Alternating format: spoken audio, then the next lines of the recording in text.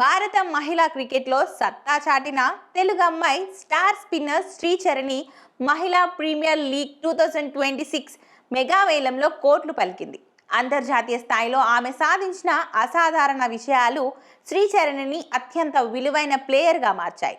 వేలంలో యూపీ వారియర్స్తో హోరాహోరీగా పోటీపడిన ఆమె పాత ఫ్రాంచైజీ ఢిల్లీ క్యాపిటల్స్ చివరికి 1.3 కోట్ల భారీ మొత్తానికి ఆమెను తిరిగి సొంతం చేసుకుంది. శ్రీచరణి బేస్ ప్రైస్ కేవలం 30 లక్షలు మాత్రమే. ఆమెను దక్కించుకోవడానికి ఫ్రాంచైజీలు తీవ్రంగా పోటీపడ్డాయి. యూపీ వారియర్స్ బీడింగ్ ను ప్రారంభించగా వెంటనే ఆమె తొలి ఫ్రాంచైజీ అయిన ఢిల్లీ క్యాపిటల్స్ రంగంలోకి దూకింది.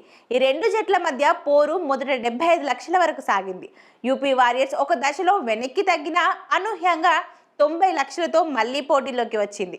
దీనికి వెంటనే స్పందించిన ఢిల్లీ క్యాపిటల్స్ ధరను ఏకంగా 1.3 కోట్లకు పెంచింది. ఈ బీట్తో ఢిల్లీ క్యాపిటల్స్ శ్రీచరణిని తమ జట్టులో తిరిగి తెచ్చుకుంది. ఆమెపై తమ నమ్మకాన్ని రుజువు చేసుకుంది.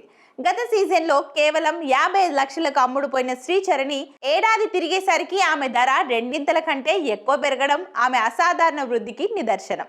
శ్రీచరణి విలువ అమాంతం పెరగడానికి ప్రధాన కారణం అంతర్జాతీయ వేదికపై ఆమె నిరూపించుకున్న నైపుణ్యమే. WPL 2025లో కేవలం 2 మ్యాచ్ల్లోనే ఆడినప్పటికీ ఆమె ప్రదర్శన సెలెక్టర్లను ఆకట్టుకుంది. 2025లో భారత మహిళల వన్డే ప్రపంచ కప్లో విజయంలో ఆమె కీలక పాత్ర పోషించింది. శ్రీచరణి టోర్నమెంట్లో ఏకంగా 14 వికెట్లు తీసి భారత బౌలర్లలో అత్యధిక వికెట్లు తీసిన వారిలో 2వ స్థానంలో నిలిచింది. ఒత్తిడితో కూడిన ప్రపంచ కప్ మ్యాచ్లో ఆమె ప్రదర్శించిన నిలకడ, ఖచ్చితత్వం ఆమెను అంతర్జాతీయ స్టార్గా నిలబెట్టాయి.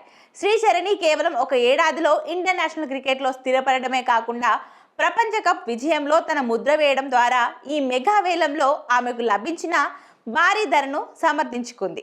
ఢిల్లీ క్యాపిటల్స్ జట్టు ఈ అద్భుతమైన స్పిన్నర్ను మళ్లీ దక్కించుకోవడం వ్యూహాత్మకంగా చాలా కీలకం.